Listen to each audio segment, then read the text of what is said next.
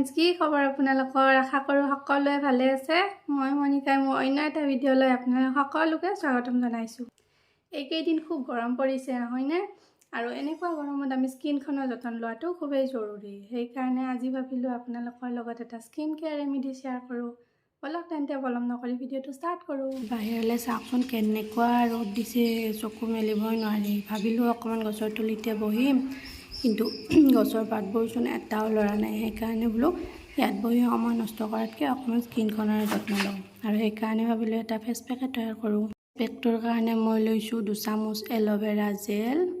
ইয়াত মই Patanjali aloe vera gel ব্যৱহাৰ কৰিছোঁ, আপোনালোকে যিকোনো ব্যৱহাৰ কৰিব পাৰে। তাৰপাছত লৈছোঁ 1 চামুচ বেচন আৰু আধা চামুচ হালধি, আৰু তাত দি লৈছোঁ মই অকণমান মৌ। আৰু এইখিনি মই ভালদৰে লৰাই পেষ্টটো ৰেডি কৰি ল'ম। এয়া চাওক, ফেচ পেকটো মোৰ ৰেডি হৈ গ'ল। আৰু এইখিনি মই এতিয়া আপোনালোকক মোৰ স্কিনত এপ্লাই কৰি দেখুৱাম।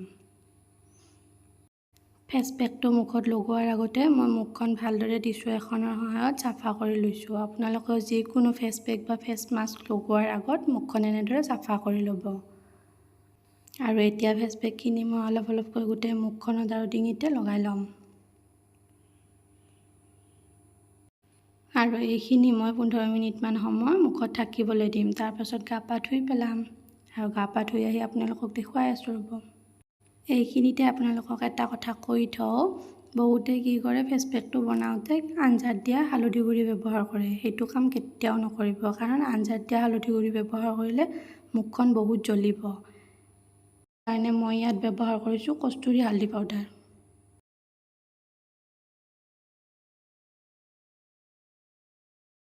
আৰু এয়া চাওক, মই গা পা ধুই মেলি আহি গ'লোঁ।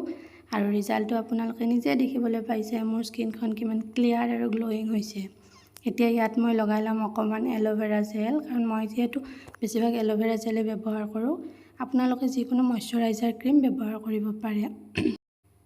সপ্তাহত যদি এনেকৈ 2-3 বাৰ কৰে, তেনেহ'লে আপোনালোকেও নিশ্চয় সুফল পাব।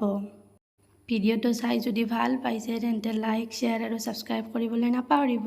আজিলৈ আহোঁ তেন্তে, ইমানেই, বাই বাই।